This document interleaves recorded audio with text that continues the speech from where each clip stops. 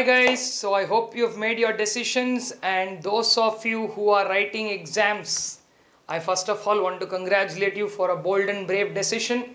And for you, those of you who opted out and writing in November, do not worry, a video is coming soon for your preparation strategy as well.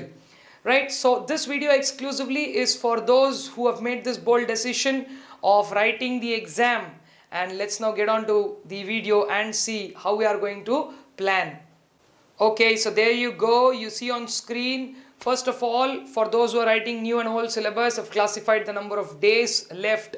So if you're writing both groups or group 1, starting tomorrow, that is the 20th of June, and obviously you have to calculate it from whenever you're watching this video, but now that the early ones who you're watching now, so starting tomorrow, you have 40 days left for your group 1 exams, or if you're writing both groups.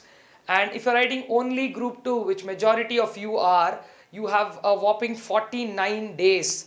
So that looks like a huge time.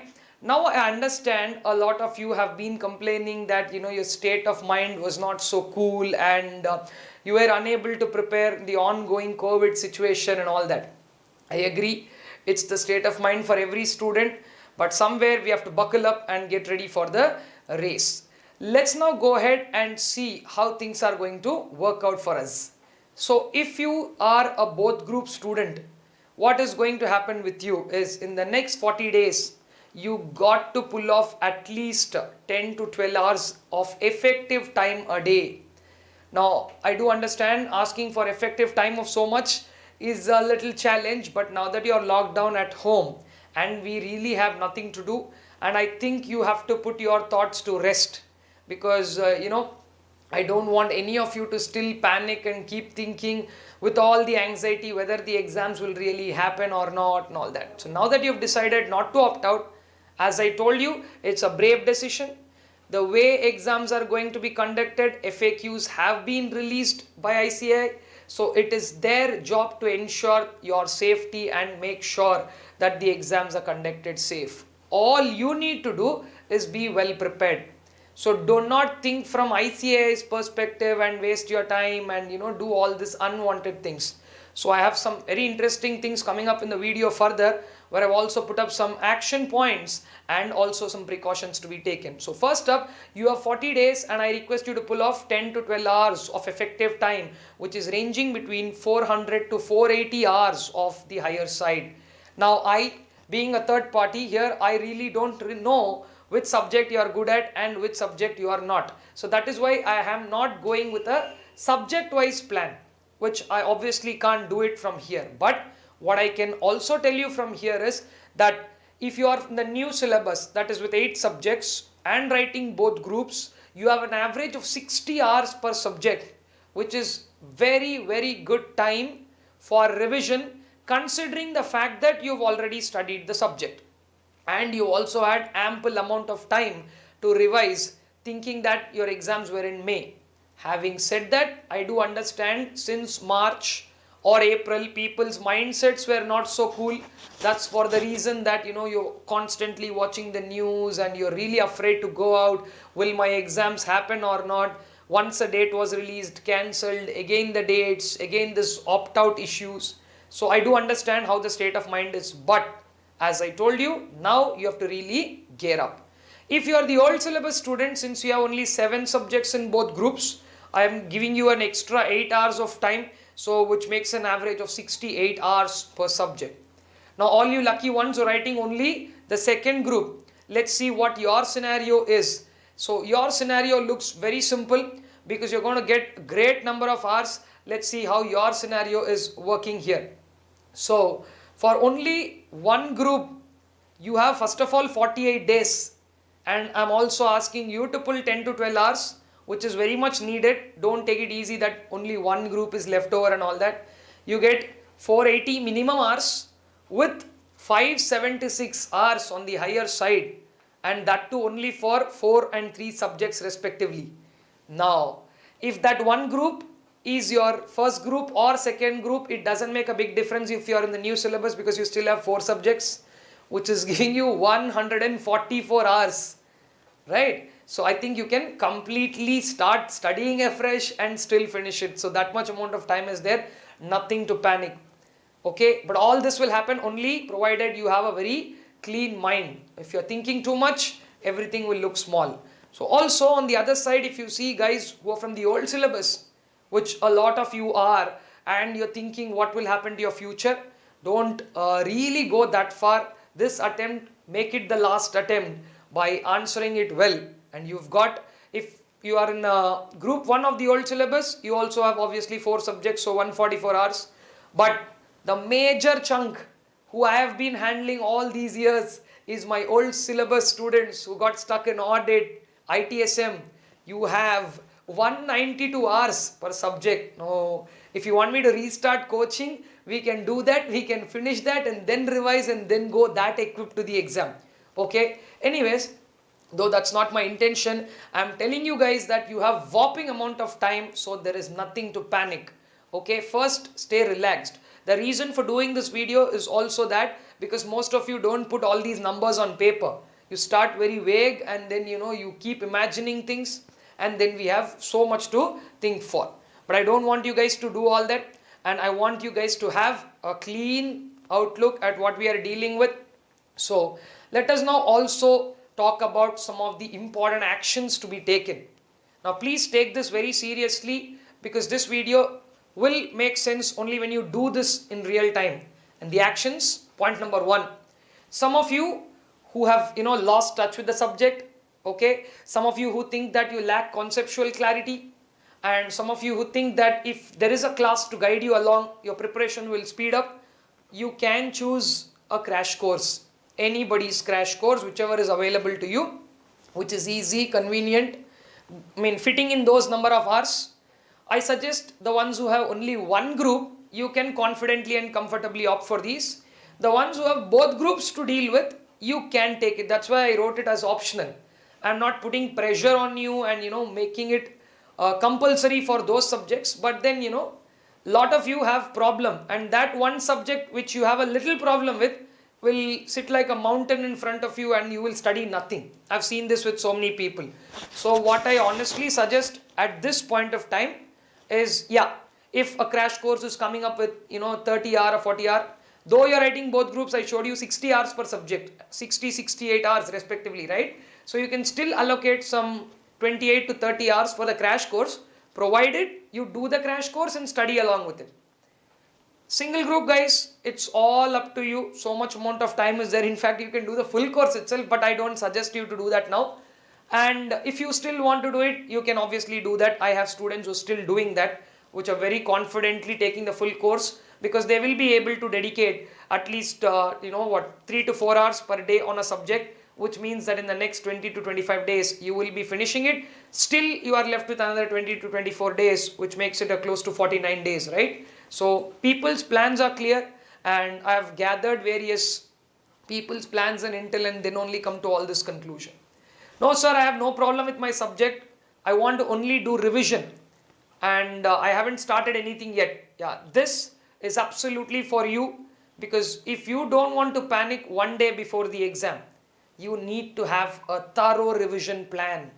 As I told you, I'm not breaking down that subject wise for a simple reason. I don't know which subject you are good at. I gave you an average. So if you want to allocate less hours for a subject and more hours for some subject, you can obviously do those adjustments. Make sure that in your very active parts of the day, that where you are awake and fully give yourself 100%, do the theoretical part. Where you are even a little low and dull, you can sit and solve problems, so that the problem solving itself will push you to solve the problem. But if you're picking up an IT book or an EIS book just before going to bed, that will be like a drug. So never do that. Reading law or reading audit, maybe you can make summaries of those sections and standards, and just when you immediately wake up or before going to bed, run through those and sleep. And that will be a great kind of a revision. And when you do that constantly on a daily basis, you don't have to go anybody and ask questions like, should I quote section numbers, subsection numbers, standard numbers? They'll all improve your answering pattern. So I believe you can make summaries of all that, and then daily scroll through all that. Hardly it will take, how many accounting standards, auditing standards and sections are there? Make a list of that, keep revising them, things will get easy on their own. And also set daily targets, which is what my way of studying was always. I always focus on setting a daily target, and if I miss it, the next day I'm going to kill it. So it's double pressure on me, so I have to sit and work it on. When I miss it for 2 days continuously, I am overburdened on the third day, so I never let it go to the third day itself. So obviously, one fine day we might miss targets, and if missing targets become a habit, then pressure will unnecessarily start mounting, and that's not a good sign.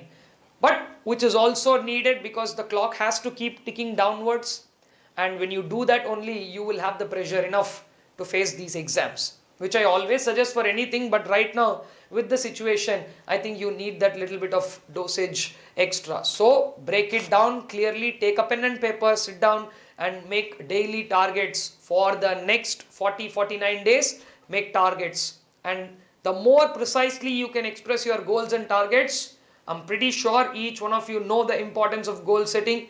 You're all students of a very prestigious course. You have chosen it to be your goal, so you have to also equally work hard in doing this.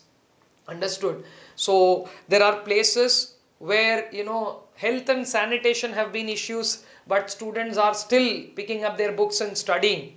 So if you are sitting nicely in a comfortable space, unnecessarily thinking too much about what will happen to my future, you are literally screwing up on your own. So I don't want to put more negativity into that, so I'm keeping it that simple. So there are a lot of students who are coming up with positive notes on every day, requesting help on how they can do things better, even when they are in containment zones and COVID prone zones.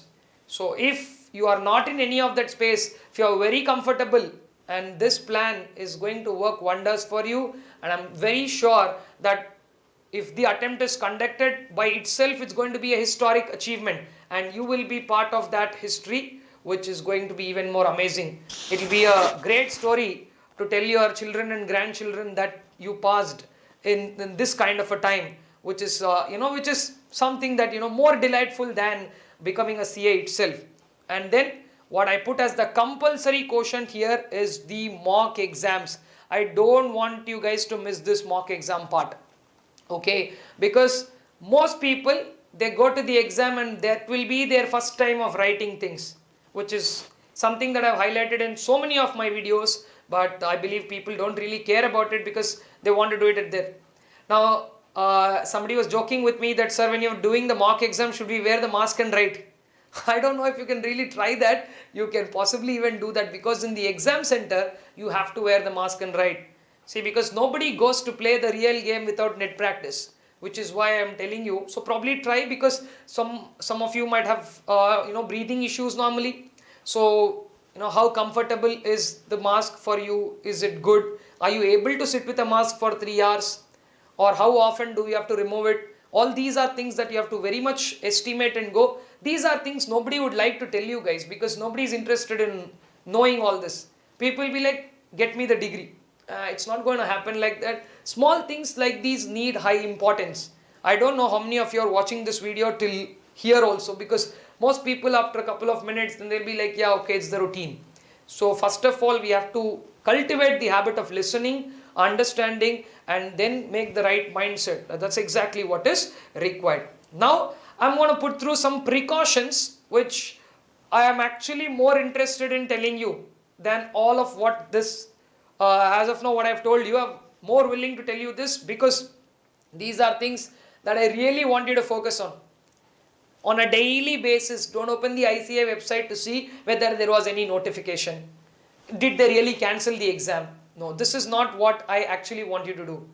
Okay, and also do not go on to those official websites of Ministry of Health Affairs, or other websites that are publishing COVID stats, going there and seeing and simply checking out the number of cases. If the cases have gone up, taking unnecessary panic notes, and then talking to somebody knowing that somebody in your nearby area has been affected with it. All these are unnecessarily going to put so much pressure. So stop browsing ICA website constantly, because if there is any notification, it will anyway reach your ears. Don't worry.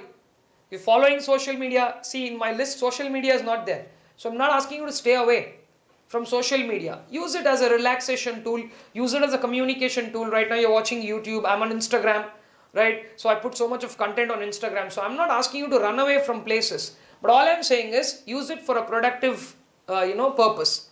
So please, one final request there. Stop browsing ICA site to keep checking whether the exams are going on or cancelling for any notification for that matter. Stop checking COVID stats. That's not good for us. That's not good for our mind at all. And do not indulge into unwanted discussions. My friend's friend was affected by COVID, right? They were put in a containment zone. I don't think that's a very healthy discussion to have at this point of time.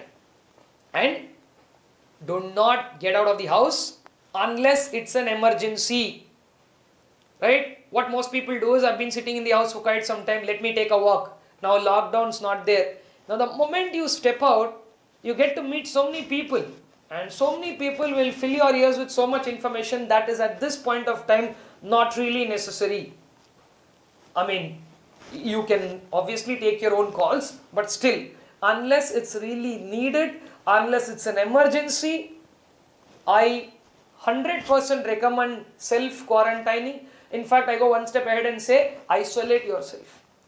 Sit back, work that 10 to 12 hours. Because, as I told you, you're going to really be part of that historic achievement.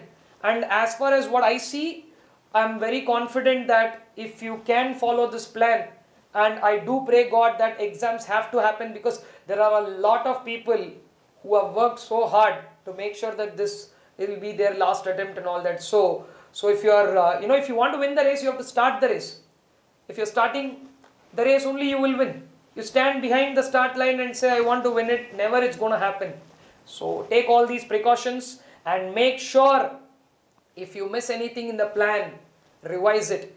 We've always been taught in audit that plans are made based on what information we have on hand today. So which is also as of 19th of June when this video is made, what information I have. Based on that, I have made this video. If there is any further update, I will obviously come again and give you that update as well. But for now, all you need is patience, hard work, dedication. Okay. So, and also at this point, I would like to announce that there is a self-improvement series that I'm going to announce on YouTube. So very soon there will be videos. The snippet that you saw in the beginning is from that only. So there are some self-improvement videos as well are coming. You guys can watch it after your exams. And the ones who have opted out, those guys can improve themselves in the meantime. So there's a lot coming up on this channel. So stay tuned. I will see you in my next video and you have a good outing there. Thank you.